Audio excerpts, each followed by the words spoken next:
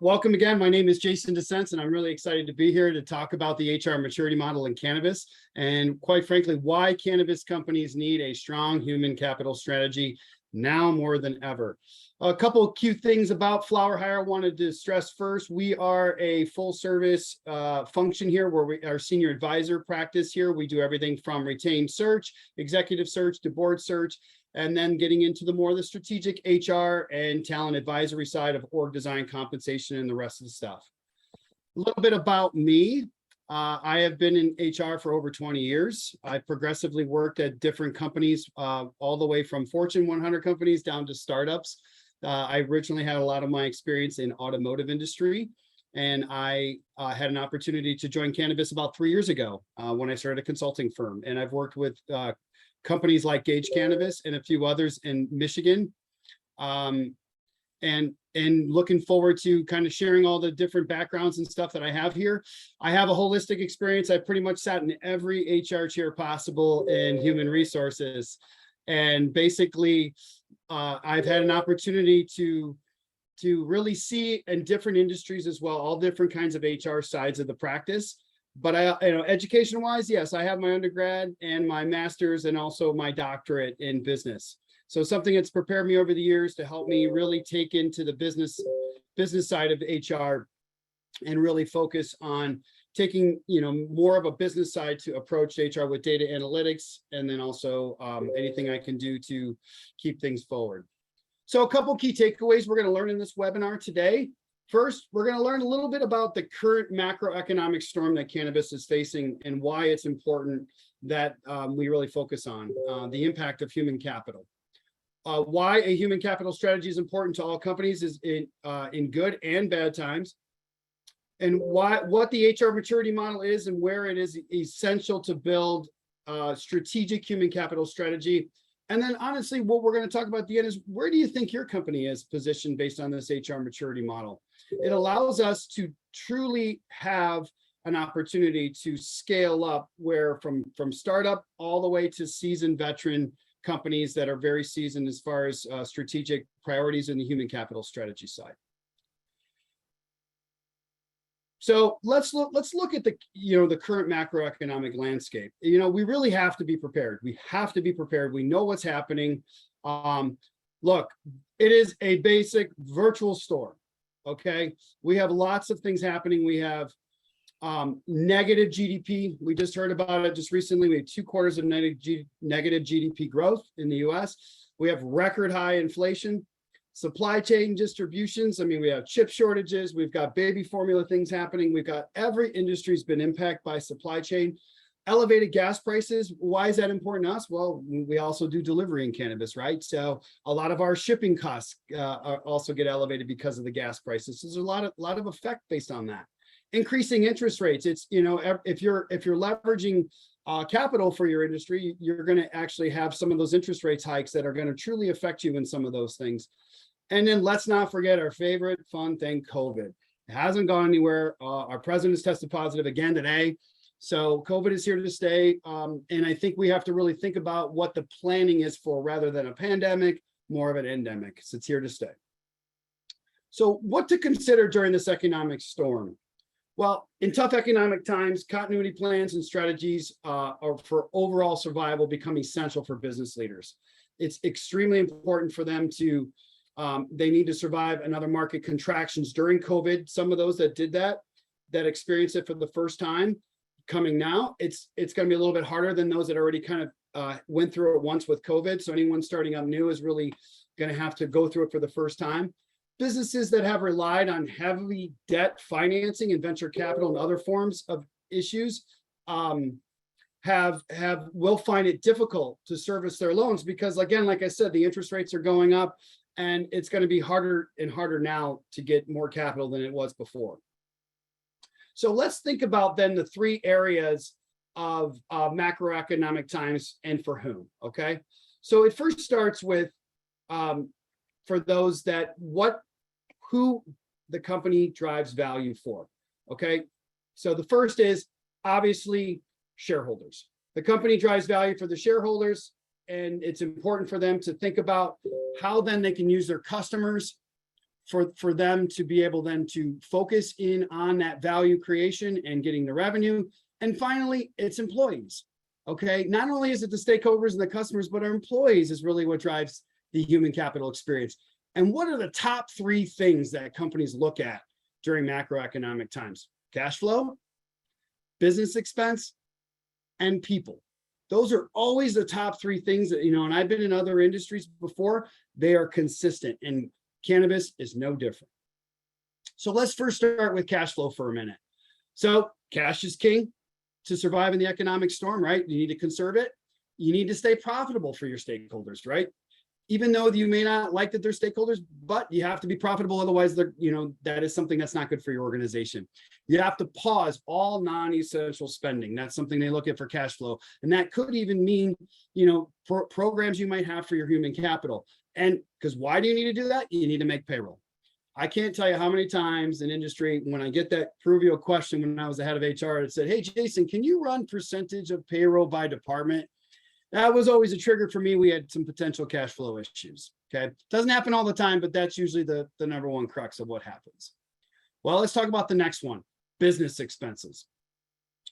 Well, if you review all the spending areas by department and pause on non-essential areas that do not contribute to the sale or top line revenue, that's something you're going to do. You're also going to look at things like work from home strategies.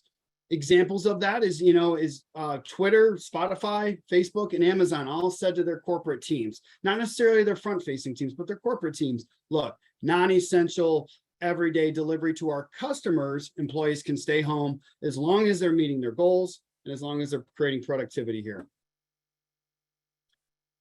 Finally, to need to maintain demand as your customers grow is you got to start moving and more during a fearful economic times. You need to maintain that demand. If you don't have the cash flow coming in with your revenue, it's going to cause other problems. And then you need to make sure that you're producing and selling your products and services that have high demand and possibly pause all luxury things, right?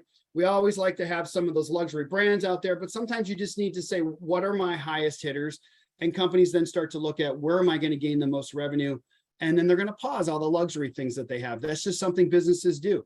And that's not uncommon in cannabis, but it's definitely not uncommon in other industries as well. Now, here's the crux of everything, right? Why are people important to this particular during economic times? Well, I'll say it multiple times during this webinar today. People are a company's greatest competitive advantage compared to your peers. People are a company's greatest competitive advantage compared to their peers. We all work in this industry. We all sell our products and services to our folks out in the cannabis industry. But what makes us different from one another? Really, it's our people. And it always will be. Our products are great. And if you have good products, but also the people behind it help make those good products, right? So for many businesses, people are the bulk of their balance sheet. So a lot of times they'll look at the payroll, like I just told you earlier, and they'll constantly look at how they can trim that down. If they're not smart, remember, look at the previous slide I had. If you're not smart on where that top line revenue is coming from, you're going to maybe shave off people, unfortunately, that have an impact on that top line revenue. Some companies are afraid to target the areas that aren't as biggest impact on revenue. So what they'll do is they'll do what's called, I call the peanut butter approach. They'll say everybody's got to give out 3% or 10%, pick a number, right? They'll say everyone's got to cut versus really looking at your business and saying, you know what, my highest area of focus should be here. Therefore, unfortunately, I'm going to have to pause areas here. That's not uncommon. If you want to survive, you have to really think that through. And it's so impulsive for companies. And I've been there as the head of HR. I'm telling you this. It's so impulsive for them to want to cut people first. Yeah, is that the easy lever to pull? Sure. But guess what, folks? It truly has a larger impact on your culture. And you will start getting those negative reviews. I've seen it time and time again. You can go on Glassdoor, you can look at your company, and you'll start to see your ratings plunge. And that's because you didn't think about the business and the people together. And that's unfortunate, but that sometimes happens. And that's how you can really affect the morale and livelihood of your business. That's why it's super important that you review all human capital strategies and maintain programs and services that drive the most value to your company. Again, to keep those programs and services that drive the most value to your company. Sometimes you have to make the tough choices. It's great to be a leader in the good times. It's harder to be a leader and truly define you as a leadership during the tough times that we're in right now.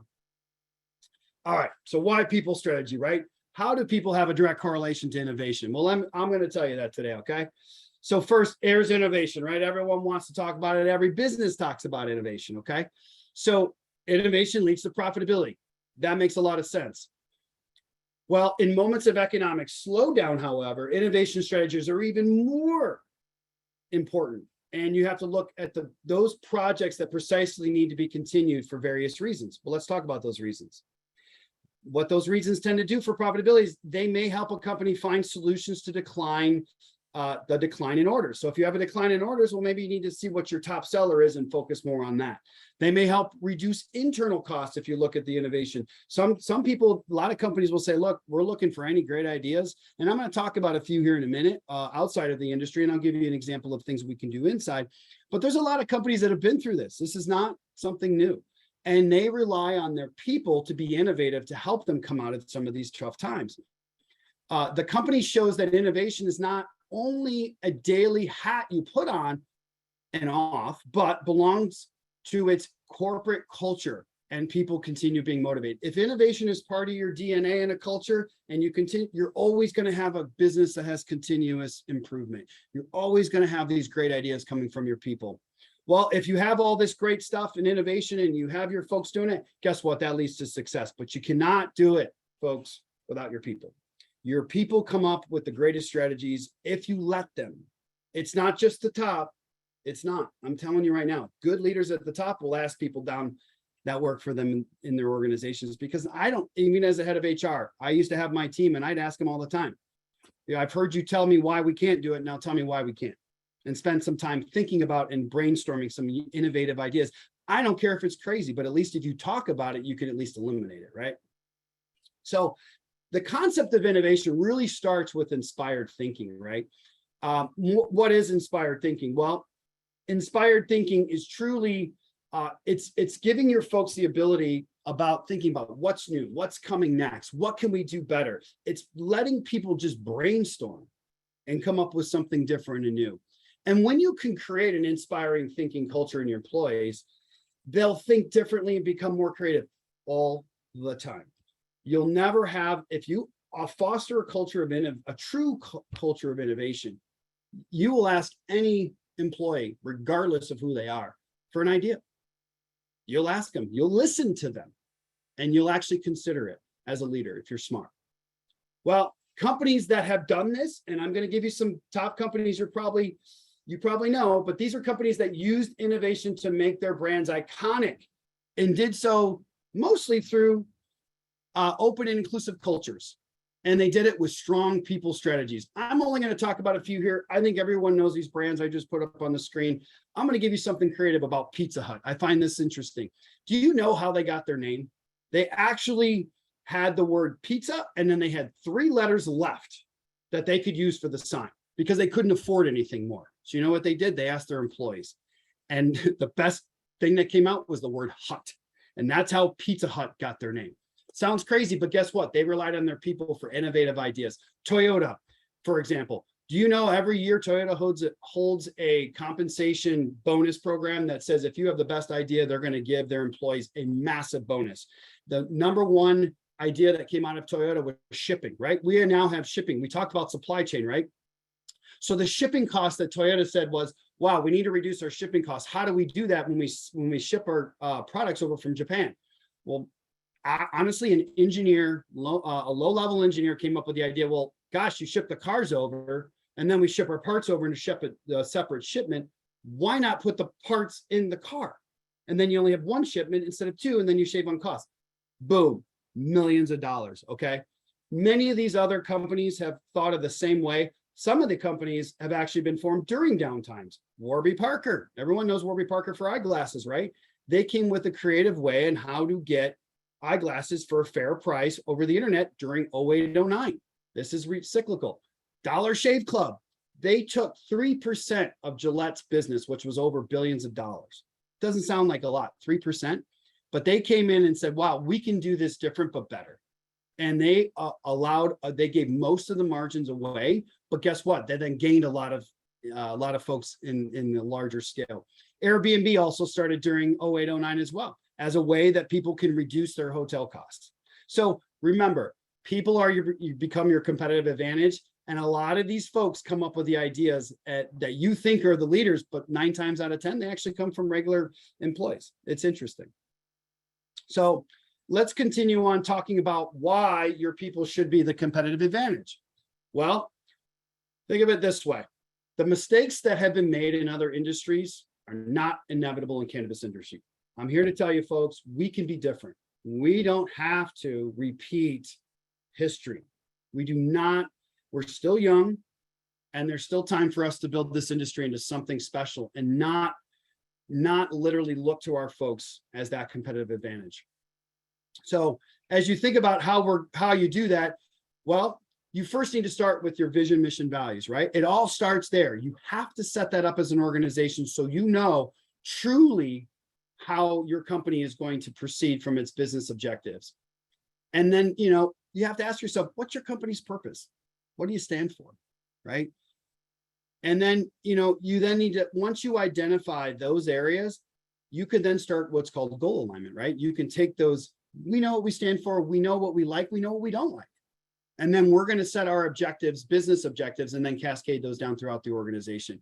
And the areas that you do that and you measure that through is talent management. You create your compensation philosophy based on those goal alignments. You focus your recruitment strategies on your business objectives, and then you create your org based on all that as well. Okay, I spent a lot of time prefacing what's happening in the world and why people are important, but now here's what you came here to see, the HR maturity model, right? And why cannabis companies need a strong HR capital strategy now more than ever. Well, I'm going to share what this is. And the HR maturity model it has 5 steps. First step, it's our level 1 of compliance. In order for you to start an organization off, you need to have what I call the basics or the foundation. Think of a pyramid. You got to have a foundation, otherwise the pyramid's going to fall over, okay? And what does that consist of? It consists of HR strategy, decentralized models. It creates, all your compliance, your handbooks, your HRIS system of record, your payroll. You're basically mitigating risks in level 1. It's the basics. And as you progress up, you start to get in what I call team fundamentals. And we're going to go over each one of these in the next couple of slides. I'm just going to cover it cursory as a 1-pager, and then we'll move on. But this level 2 just gets into more process development and truly developing your talent in different ways. And you start to get into more of that collaborative or shared structure.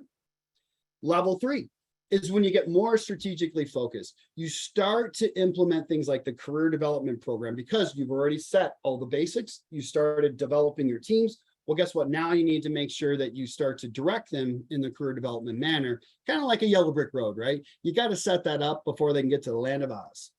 And then level 4 is when you start to get into business integration, right? So how does your human capital strategy impact the business? You start to get into quantitative metrics, right? Performance management. You look at things like, am I truly paying my high performers a higher wage when it comes to merits? Well, how do you do that? You have to be looking at 2 data points, right? And looking for that correlation. Finally, level 5, these are your folks that have figured it out, so to speak, like your GEs, your, Amazons and all that. But guess what? Even when you are the best, you have to constantly be re-innovating yourself. Okay. You have to be thinking about, boy, did anyone think COVID was going to change the way we work?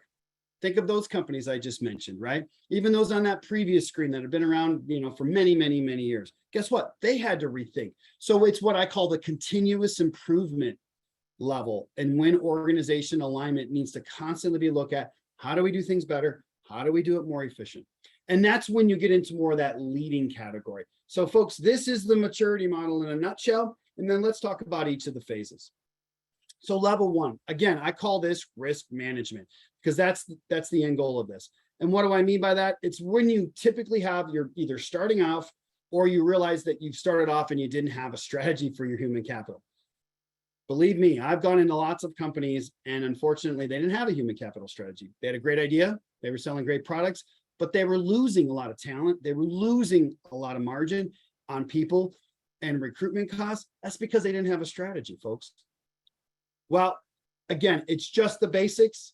It's if you have a lack of HR strategy, but that's okay. At least if you identify those areas, you can start to tackle them, right? It's when you have duplicative functions and process. You have like maybe an internal recruitment process and you have only an external recruitment process that are competing against one another. Look, every company needs both, in my opinion. Like I said, I've been the head of HR. I've always had an internal team sometimes that did it. And if I didn't have the expertise, don't be afraid to go out. But again, know what you want, because the more that you know what you want, you can help that third-party recruiter like FlowerHire. We can help you with that, but we got to know what you want first, right? Again, you got to start setting your company goals versus your departmental goals. And we're going to spend some time on that because I have a really good example in cannabis that'll hit that as well. And it's all about managing the risk, manage individually rather than holistically. Some of the folks aren't set and they're not doing it right. And that's why level one is definitely important. And it's all about what I call keeping the fingers crossed, folks, because what you don't want is you don't want labor issues. And it's unfortunate if you don't have that foundation. 9 times out of 10, you're spending more money because you didn't have HR policies in place and you're getting sued like crazy. And you have employees because they've been mismanaged and because your policies weren't tight, that your legal team is spending a lot of money addressing those issues. All right, level 2. This is what I call the development of process that are critical to employees and the corporation itself. So let's first talk about process improvement, okay?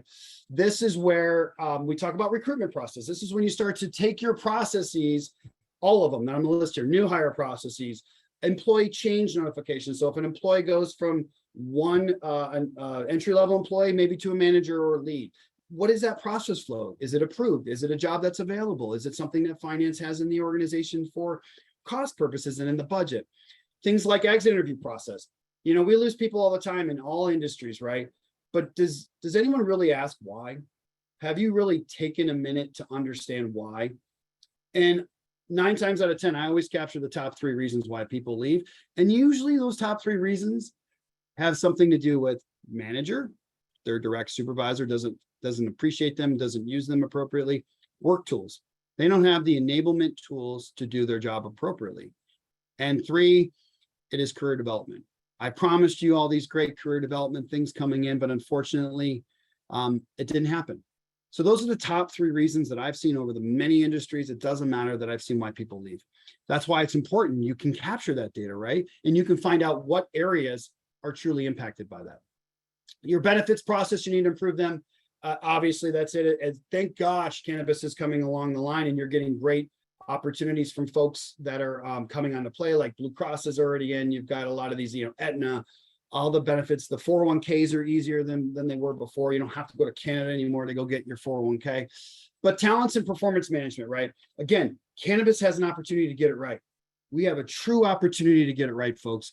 And I'm super excited to say that we can do this. But it all starts with goal setting and then cascading those goals all down and then creating then reward and incentive programs that drive behaviors towards those strategies.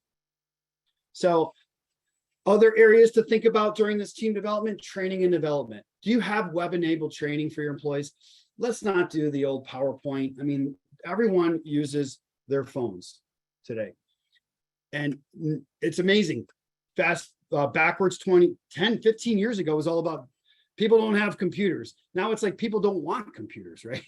They do everything on your phone. So you got to have strategies in place to train your employees on all devices, on every technology available. Are you truly mentoring your folks in training and development? Do you have mentorship programs? It's great when we have these great cultivationists out there, but are they teaching the next generation? Because what happens if they leave? They're going to leave a gaping hole in your organization. And if they didn't cross-train that down, that's going to be a problem. Your work environment has to be shored up here, right? You got to have handbook. You got to have corporate policies. I know that's super boring, HR folks, but you know what? It's something you can refer back to. And if you do it right, it doesn't have to be boring. It doesn't have to be not fun. You can make it fun. And I've done that before where you make it interactive, the handbook, and it is exciting. And it's all about employee enrichment, right? Everyone comes to work every day. They spend most of their day with each other rather than their families. It should be an environment that not only is fun, but also it's enriching for them for their career development purposes. And is anything you can do, you HR folks out there, any shared service is great. If you can teach your managers to do certain things, that's less we have to do, right? That's more you can focus on the fun stuff of HR, which is all those external programs and keeping culture alive and making it enjoyable. And then finally, HR folks out there already are starting to learn this better more and more, but this has been around for years. Analytics, right? You can apply anything quantitative to the people strategy. It's not that hard. And the more you do that, and HR folks out there, the more you talk to your senior leaders with data, the less the emotion comes out, right? You can make some of the best subjective decisions with the best objective data possible. And that's because you're taking the emotion out and you're really going, look, here's the data. So level 3, and again, it's all team development. Level 3 here, next, there it goes, there we go. It's really as you get into more your established processes, and that's when you start to think about team development. You know, what are your team makeups? Do you have the competencies in your team? So if you're in finance and you make sure that you have a great AR department, look, AP department, but maybe your forecasting team isn't the greatest, right? Maybe you have issues with demand planning. Well, you need to make sure your team development is such that if you don't have the expertise in how, you're certainly getting the training to do so. Making sure people, if they can't sit in the chair, they can at least be on a project. And as you improve and as we go multi-state, this is where this is going to be more important, because we're going to have lots of projects out of state, right? As your company grows and goes multi-state, this is super important and super easy to do. You're going to want to centralize your org charts, right? As you go out of state and you become multi-state, you don't need 2 CFOs in different states. But what you do need is you need someone who could be like maybe a lead in the finance team who can be on maybe in Florida, and you've got the major team out in Boston. You need to start thinking of your HRIS and employee data. Look, PI data, HR, by the way, food for thought, collects more data than any other department. And I'm sorry if you have finance people out there. We collect more data on any department. We house more data on anyone and anything than anybody. It's not just personal information we collect. Remember, it's time and attendance. It's performance management. It's exit interview data. We have more data, and it's unfortunate where HR departments don't use it to their advantage. Obviously, career development is something I've spent a lot of time talking about. Business partnerships, right? You need to switch, the HR team needs to switch from that generalist mindset and move towards that business partner. And business folks, you need to trust some of your HR folks. And if they don't have the knowledge, teach them. I love to learn. We all love to learn. Help us understand what keeps you up at night, and we can help maybe mitigate some of those issues. Workforce development, mentoring, I can't say it enough. If you have mentors, and guess what? Mentors are free. Just create some with your teams. It's not hard. Just partner people on a monthly basis, just starting off with a lunch or a conversation. That just helps build camaraderie. You start to learn from other people.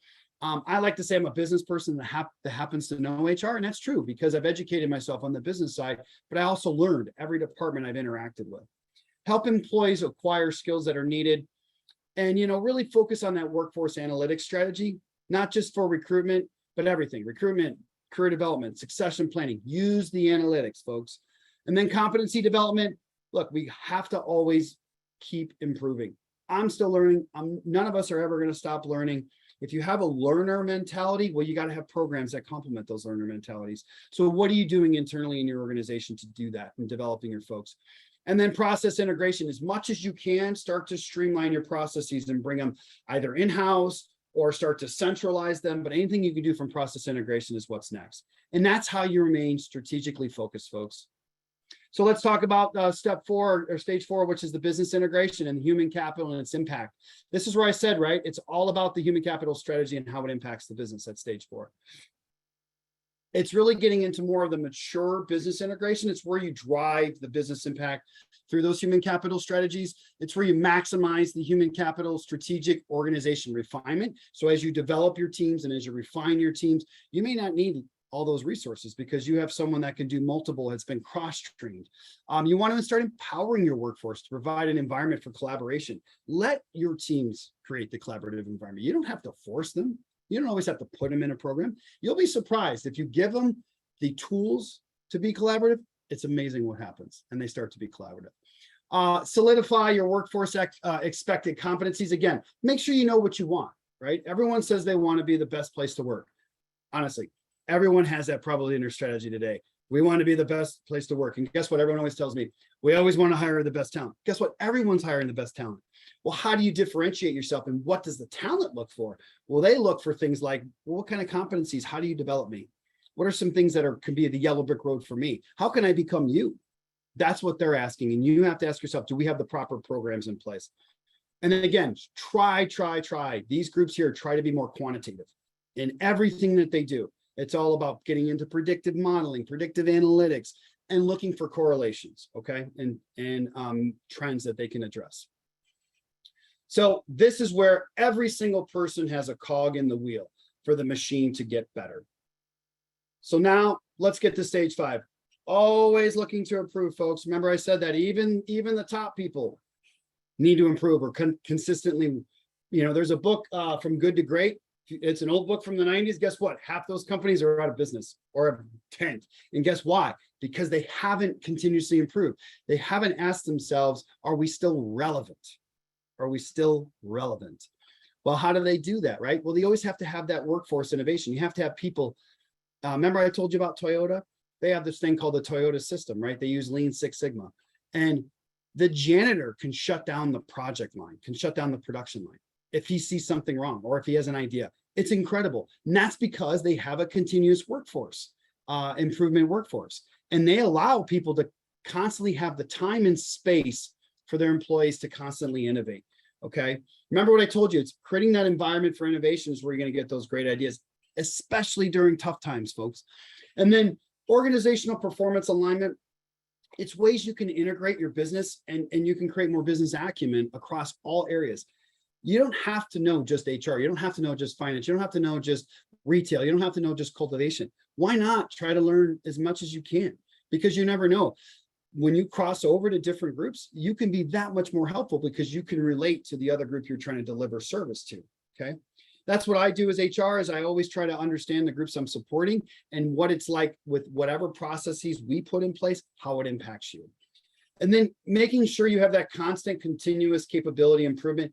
Teach employees how to view process from a continuous improvement lens. And what does that mean? Just let them ask questions. Don't stifle them. Let them ask questions. I don't have all the answers all the time. And if you have your team and you open and create that environment of questioning, can it be a little cumbersome at times? You're like, you have to, corral the cats. Yeah, but I can't tell you how many times one of my team members came up with a great idea.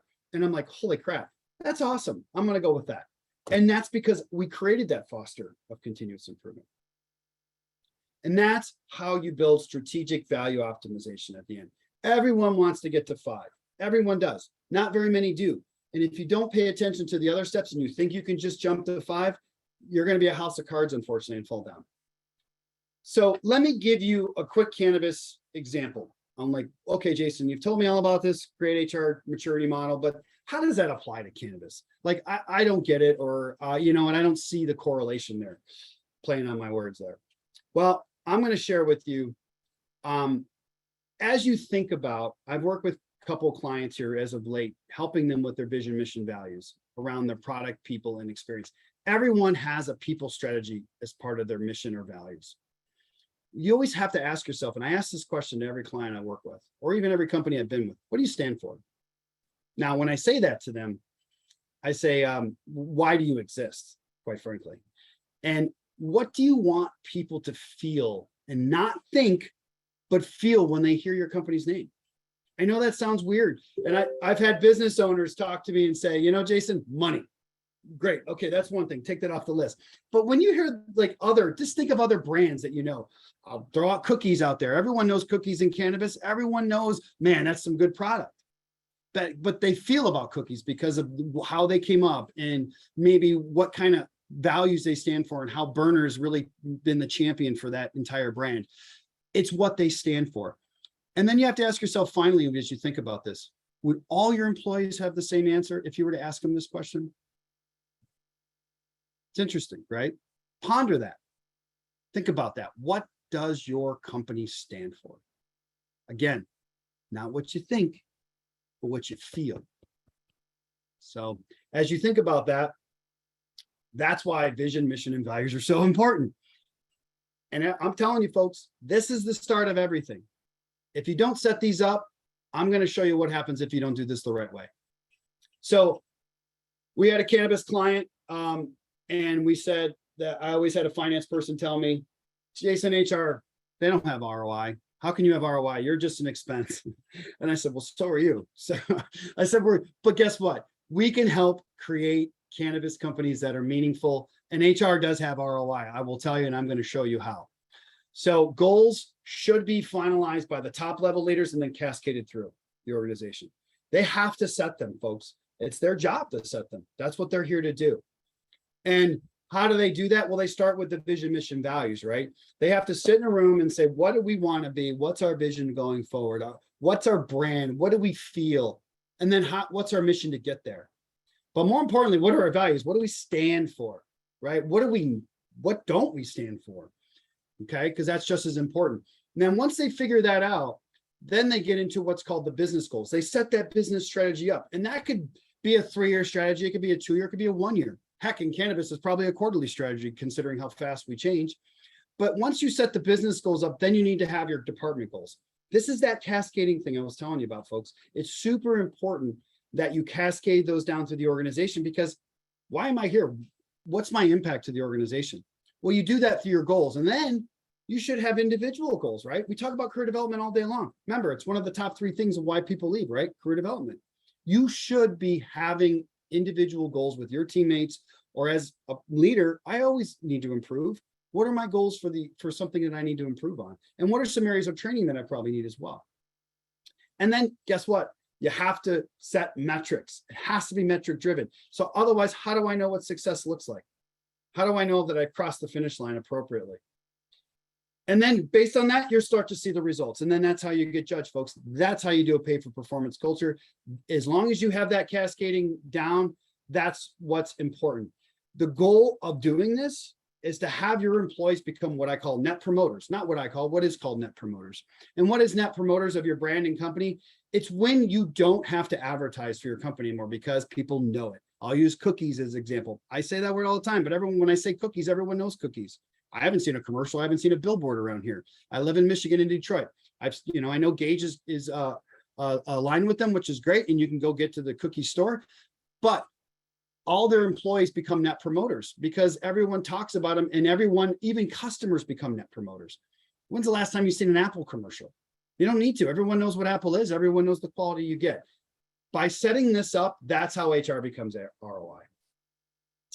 And what happens when a company is not aligned? Remember what I said, if you're not aligned in that line, I'm going to tell you what happens when one of those are missing. Let's start with the vision, mission, values. If you're missing that and then you just start with business goals, well, guess what? You get no purpose. Why are you doing it? Why am I here? If I didn't set up why I exist, what's the meaning? And I'm sorry, cannabis companies, that's what we accelerate at. That's what we're good at. We have meaning. Our product means so much to so many people. That's why it's super important we have a purpose. Okay, let's say you set that purpose up. But you forget the business goals and you go right to the department goals. And that happens because I've seen unfortunate leadership teams drag their feet. And then the department leader says, forget it. I'm just going to set my goals up as I think they're supposed to be. Well, what happens? Well, you get just a department focus. That's how you get just HR processes taken full because you didn't go back and align to the business. That's how you have maybe retail running the show. And unfortunately, they're not aligned with cultivation. And then you have arguing between the two groups, right? If you're vertically integrated and vice versa. Well, let's say what happens if I don't have my department goals. Okay. Well, guess what happens? We have what's called me is greater than we. Me as an individual start to say, okay, here's the business goals. I think I align to that. I think is what happens. And it becomes my interpretation of what the business goals are. That's why it's important you have your department goals to help you, because every team member in a department has a strategic focus on maybe one or many of the business objectives within your department. Okay. Let's say you have all of the other stuff and you don't have individual goals. This is why people leave, folks. No career development. An individual says, well, great. All you care about is the business. All you care about is your department, our department. All you care about is that. What's in it for me? Remember the 3 areas of folks. You have shareholders, you have customers, employees. You got to focus on your employees, folks. That's why human capital strategy is so important. That's what makes or breaks companies. Again, you won't have career development if you have that. And let's say you're doing all the great stuff, but you didn't create metrics for success. You didn't say this is successful. These are our targets. These are our stretch targets. Here's my compensation based on those targets. Well, you're going to have things misinterpretation. I don't know. I think I did it. I think I did okay. I think my department hit their goals. I don't know. Well, if you didn't set the metrics, you won't know. That's why, folks, you need every single thing to be successful. This is an actual example of real cannabis companies I've worked with and have been successful if they take a look and spend the time to really align themselves. But more importantly, what do you stand for?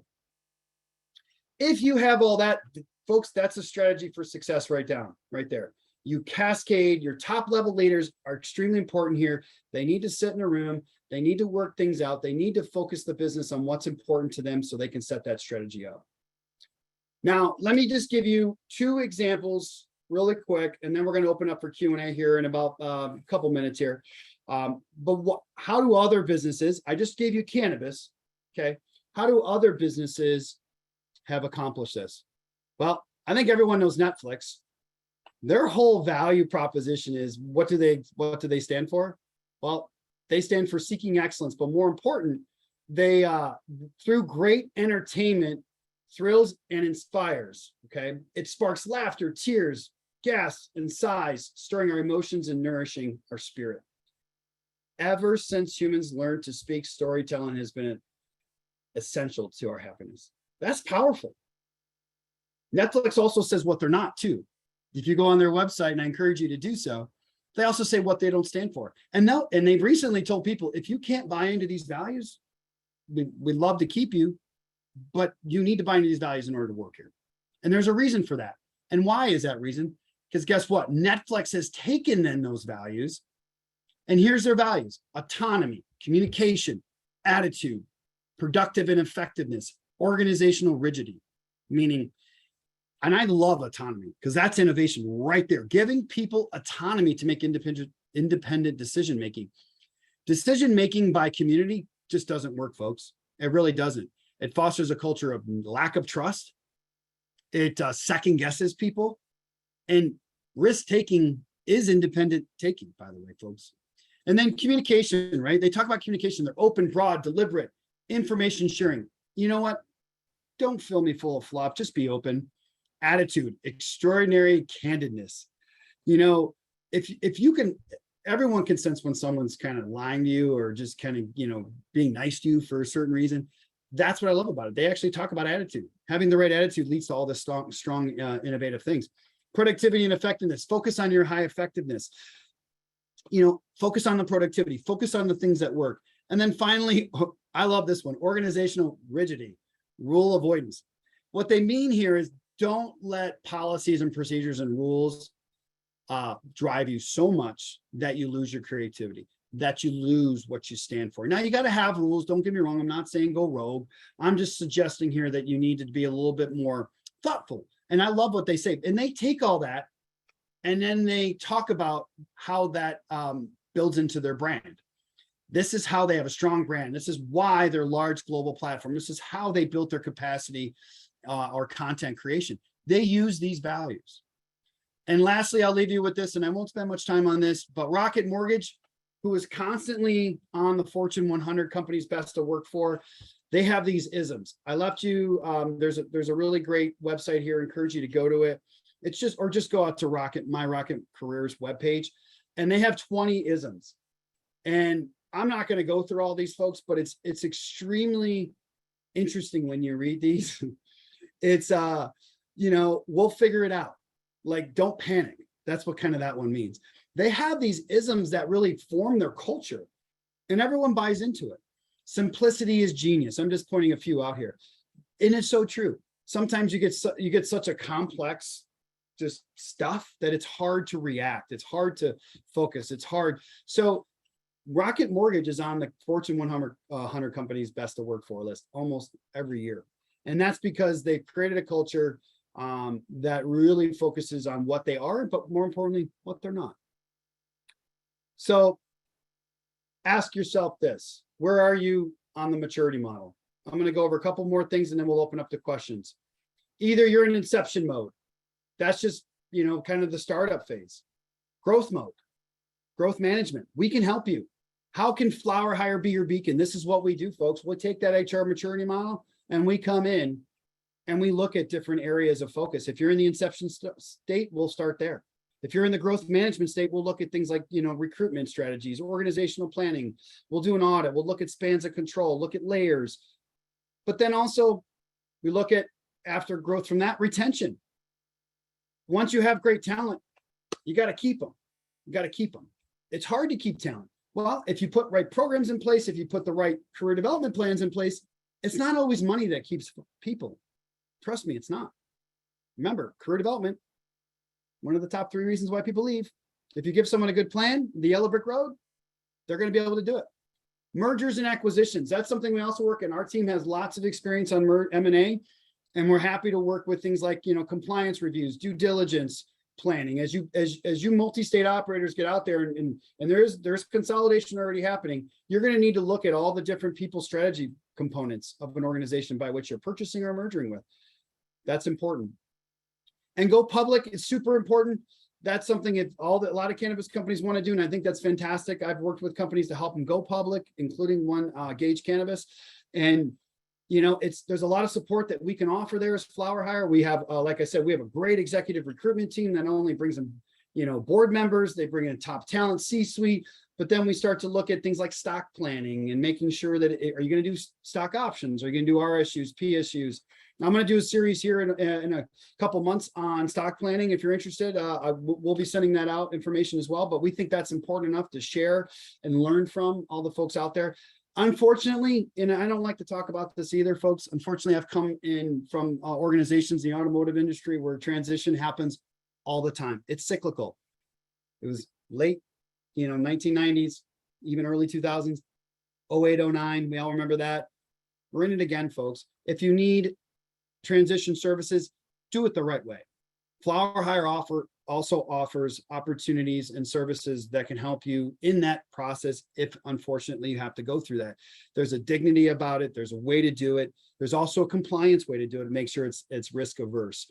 So we do it all, and I'm excited to be able to be your beacon today to teach you about the HR maturity model. And with that, I just want to say thank you for listening to me talk for almost an hour. I really appreciate all the folks out there who have attended. This is recorded, so we will have this out there for our folks to share. But I'm going to go look now at the Q&A and see if I have any questions. And I really appreciate, so we have Todd Wheeler talking about vision equals the why. Yep, Todd, I completely agree. You actually laid out for me. You say vision equals the why, mission equals the what and the how. That is true. When you think about the vision is why you exist, the mission is the how and what you're going to do about it. But it's also about the values, Todd. You got to really think about the values, because that's really what I think the blessing of being in cannabis is I think we're more about feeling. That's our culture. And I say our culture. We're in an industry that's changing lives, not just physically, but mentally. I think we're going to potentially build our middle class back up. I believe in that. I believe we're the next industry that's going to continuously help people. And it's also an opportunity for other folks to come into the industry with other experience and not be afraid. I think there's too much fear still in the marketplace for our talent. Let's see here. We've got Amber Reed. How are cannabis companies working to diversify their talent? Are there organizations that you are aware of that are working to develop cannabis workforce? How are they looking to diversify their talent? I had a great conversation today with a couple members of our team. We have an anti-racism committee, and one of the things is our core business was recruitment. It still is recruitment, and we are one of the great groups that also bring in diverse talent. And how do we do that? Well, you gotta really not only you gotta go out there to organizations that do it, that offer those folks that you can then meet and also start to look at talent for. There's things like, the National Black MBA conference you can go to. There's NSHMBA, which is National Hispanics Conference. There's local NAACP chapters. There's LGBTQ communities, plus communities out there that I'm in Detroit. There's one out here in Ferndale that I've partnered with before. You got to get out there. That's how you can get that diverse talent. And it's not just posting and hoping, it's working with organizations that have the ins on that. FlowerHire does. We have the ins. We actually would love to partner with other groups, and I suggest you do the same. There are organizations like I just mentioned out there, like the National and Black MBA, the Nishimba, NAACP groups, the LGBT groups. There's so many workforce opportunities for that it can become endless for you if you really think about it. All right. We have someone who didn't mention her name, anonymous attendee. Tips for getting by in or starting the conversation with C-suite or leaders that don't believe that your HR strategy will affect the bottom line. Gosh, if I had a nickel for everyone that told me, remember, I just said HR is an ROI, right? How do people not affect your bottom line? I think the way you have those conversations is, remember, I said data. Take the emotion out. I get emotional when I talk about that, right? I always want to say, of course, HR is. Well, I live it, right? So, and you live it if you're an HR person asking that question, how it affects, when a C-suite has a strategy that goes out, you have people coming in and out of your office complaining. HR is the first group that people come to sometimes. And I love that. I love being the first. I love trying to help. That's what we're here for. We have emotional intelligence, hopefully. Not every HR person does, but I think a lot of us do out there. That's why we're in cannabis. But I would say let the data drive the conversation and then show them how it affects the bottom line. There's statistics out there you can see. If you lose talent, it costs maybe on average $7,500 to replace them. And where does that come from? It comes from time. It comes from lost productivity. There's lots and lots of data points out there that you can look up and just, there's HR executive you can go to online. You can go to SHRM. I believe SHRM, Society for Human Resource Management has things out there. There's the Corporate Executive Board. They have statistics out there on how you can talk to C-suite to say that your human capital strategy affects the bottom line. More importantly, if you don't have a good comp plan, how does that affect the bottom line? Retention. You can mess up your stock program if you don't know how to appropriate it effectively. Are you doing a 3-year cliff vest versus a 3-year time vested? Are you doing stock options? I can keep going on and on and on how it affects the bottom line. But the more important piece is take the emotion out. Use data. Create a presentation. I used to tell my teams all the time, I used to say, look, if you present something, act as if you were a consultant. Would you expect that business leader to pay for that presentation? Just don't put it in bullets. Act like a business person. Act like someone who is looking to get paid for this document by which you're presenting. Okay.